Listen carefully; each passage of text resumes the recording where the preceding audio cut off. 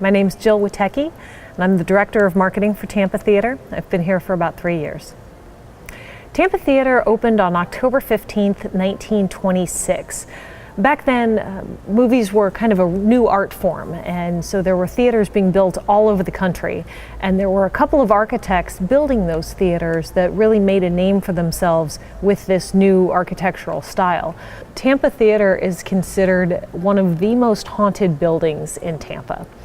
There are several ghosts that we talk about when we tell Tampa Theater ghost stories, but probably the most famous is that of our old projectionist, Fink Finley. And Fink was here at the theater in life from 1930 to 1965. He was our projectionist for 35 years. And because he was here up as recently as 1965, we still meet people pretty often who knew him, who worked here when he was here, and who have been able to tell us a little bit about him. And so ever since his death in 1965, we've had reports of some interesting things happening in the projection booth, be it projectionists, our modern day projectionists being tapped on the shoulder, or things falling off the table up there while people are nowhere near it. And even our guests actually have had some experiences up in the balcony with different smells. Apparently part of Fink's morning routine is that he would get a cup of coffee and smoke a cigarette as he headed up to the booth. And then once he was up there, there's a little bathroom in the projection booth, and he would shave every morning after he got to work. So we've had guests that have claimed that they smell coffee or that they smell cigarette smoke up in the balcony, and neither one of those are that strange. But the one we really can't explain is the people who smell lilac. And for the longest time, we couldn't figure out what lilac had to do with anything until we realized that the popular aftershave of Fink's time was a powdered lilac scent. So we think what people might be smelling up there is Fink having his morning shave. One of my favorite stories, one of my favorite ghost stories here at Tampa Theater is that of Robert Lanier. And Robert was a ticket taker back in the 40s. And he had a little bit of a shtick. He would, when he took your ticket, he would spin around and click his heels together before he handed you back your ticket stub. And he worked here for several years. And then one Friday morning, as the rest of the team was coming in to open the theater, they found Robert dead out by the box office. And the back of his head had been crushed in, and he had bled to death on the tiles out there. And to our knowledge, that's the only person who has ever died on Tampa Theater property while it's been a theater. So ever since then, we've had some interesting things happen out by the box office. We had a group of paranormal investigators come in several years ago, and they had a psychic with them.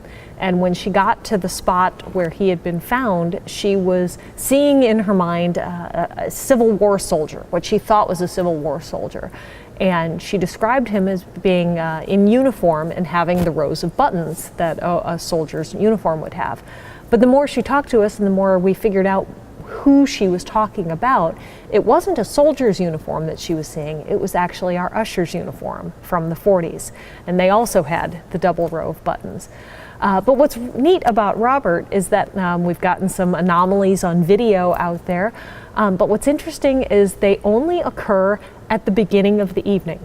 So if we're doing a ghost tour, if we're doing a paranormal investigation, we go out there at the beginning and film and tape and record, we get all kinds of activity.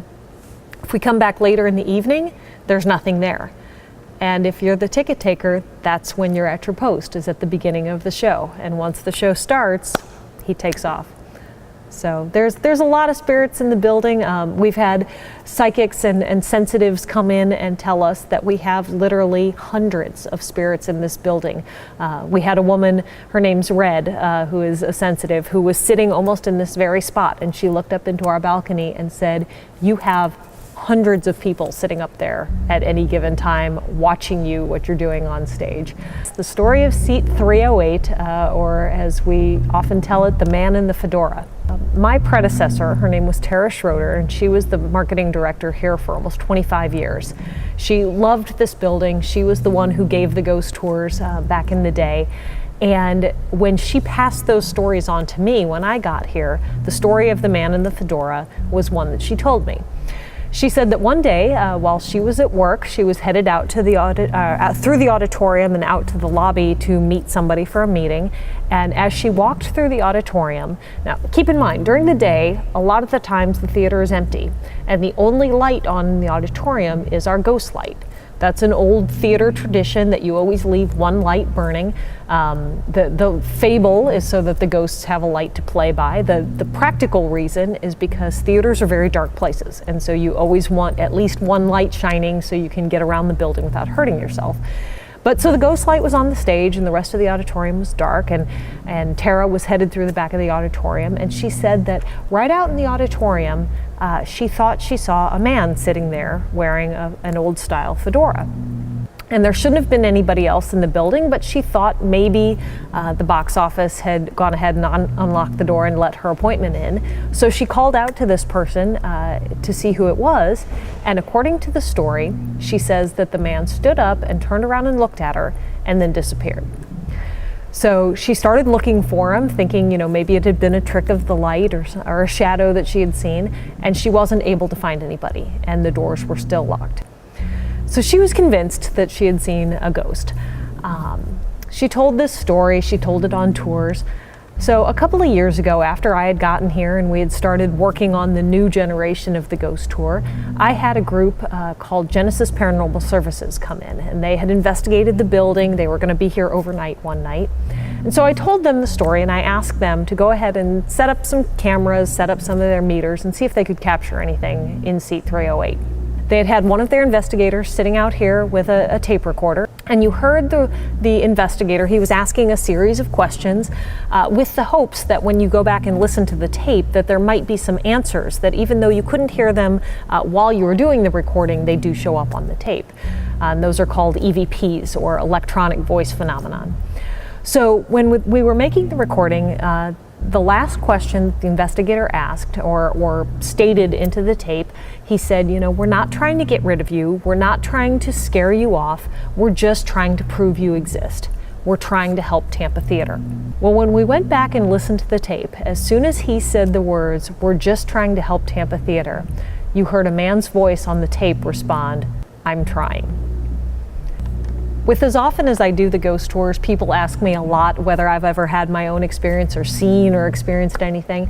Unfortunately, no, I have not seen anything. But I will say that there are mornings that I get here first, and there are certainly evenings that I'm the last to leave. And my thought process, whether it's just in my head or sometimes even out loud, is, I don't know if you're here or not, but please just don't jump out at me.